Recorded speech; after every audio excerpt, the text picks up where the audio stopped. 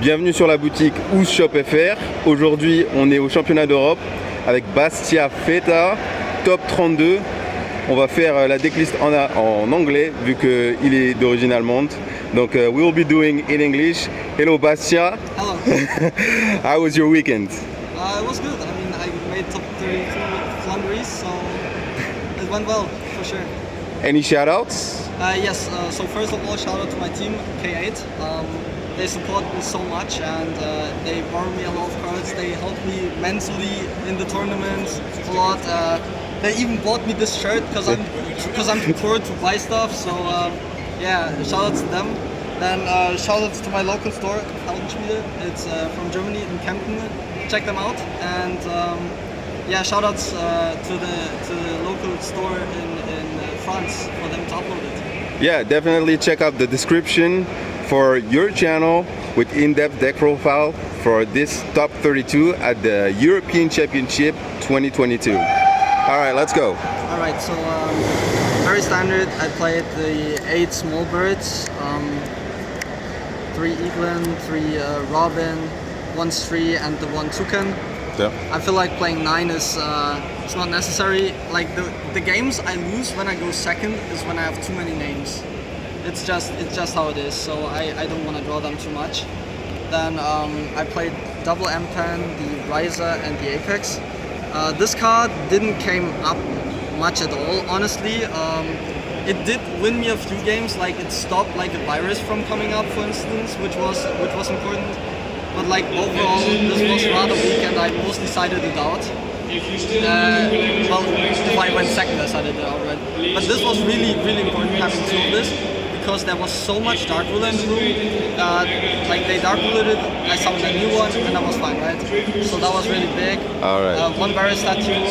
I could even see people playing this at 2 with all the Dark Ruler, right? Like they Dark Ruler it, oh, I summon a second one, so you just lose. But yeah, I think 1 is fine for now. Pro, this was really big, especially with all the tier elements in the tournament, and in general, I feel like this card, like prior to this format with the new set, I felt like this card wasn't as great, but right now it just feels really big. Just searching this game 1, people don't expect, and it's really strong. And then obviously this card, this is, it's just stupid, right? Win like, button. Yeah, exactly. Like there was 1 match where I drew both games and the guy tilted so hard. And I understand, right? But in other matches I don't draw it at all, and I still have to try to win. So, I mean, that's just the way it is. And then I played the field spell. I did not play Mystic Mine, for example. I rendered at prior tournaments at Nats, for example, but I always sided it out game 2 and 3 because I knew then they had back row removal against it, so I felt like it was less strong, and it only came up once at Nats, so like I felt like it was not me. I didn't need the card, so I was happy with these. All right. Then the other cards. It's obviously all standard, right? Standard. Like, this card was crazy. Go second today. Like I don't know how. It's crazy. Every time I went second, I drew this card for some reason. It was mental.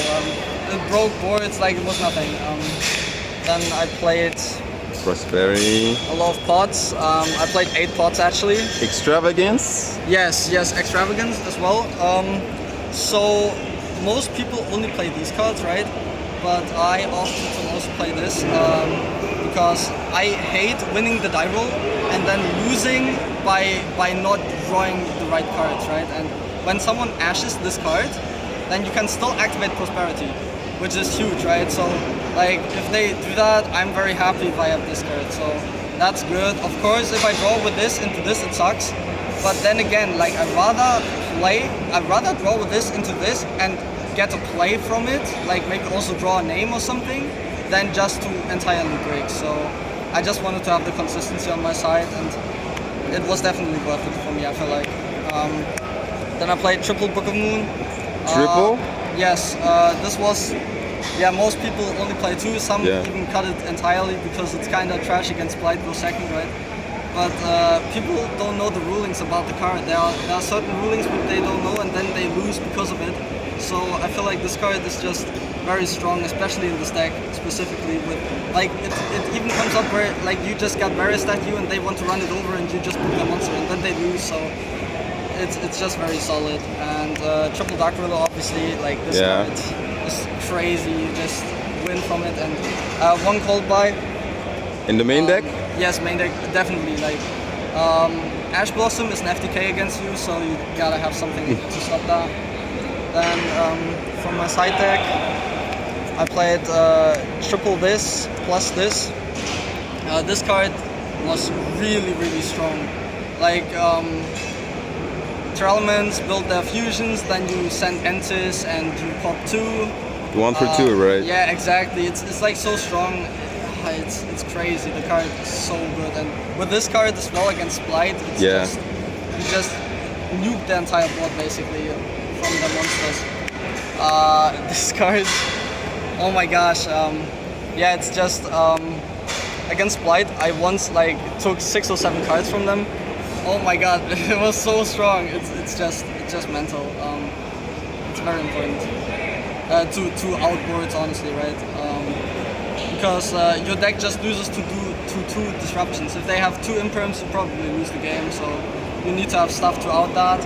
I played triple Lightning Storm and Harpies plus also Red Reboot. This was specifically in because of the virus, because you just insta lose to that, and also because they play Terralements, for example, plays like Skill Drain, or they play Judgments, or they play, what was it, there can be only one, so I need a way to out that kind of stuff, and that's why I kept it in. And this in combination with something like that is incredible, obviously. Unfortunately, I never drew this card, but I think it would have been good. So, yeah, and this stuff, obviously, this is searchable of this, which is also just an auto-win button, obviously, so... Definitely. Yeah, so there's that. That was this. By the way, I played 41 cards in the main deck. 41? Before anyone asked. Okay. It's much easier for me to side like that, and it's not gonna make much of a difference from what you're gonna draw, honestly, so... Either you brick or not, right? Right, exactly. And in my extra deck, I never went into it, but I can show it anyways. So the Zeus package is not as important anymore, as Zombie World is not a thing anymore in the format. Although I was hit by Zombie World in the tournament, so I guess that's a thing. But this is still very nice for that, I guess. And then I played Anima, which I can make dark with. So and then I could climb into access code if it's really needed. And I guess this card is to out unaffected. It's not easy to bring this out, so like it's just there for that, but it's very hard to build it, and you're probably just gonna lose, honestly. And then I have the targets, which are actually important. This was what I played for the Slayers. Ultimate Slayer, yeah. Right. So I mean, you have these two. I mean, this is godly. This is when you break and you need to unbreak. Same with this card. And I mean, this is all very standard. Yeah. All right. You didn't play an Omega with that for like a second target for. Omega was also a thing I was considering. I mean, this card never came up, so honestly, maybe Omega is something I could think about in the future, honestly. All right. Right. Any last shout out for, I don't know, your team, anybody? No, I think that's it, honestly. Well, shout out to this guy, honestly. He's like the biggest mad lad. I'm always playing with him till 3 a.m. in the morning, and we have to work on the next day, so that's insane, but yeah, that's it. All right, then. Thank you for your deck profile, and see you later. See ya. You will have the link in the description for your team, the channel of your team. So if you post like the deck profile in depth, we will have more explanation maybe. And thank you again, and see you next time. See ya.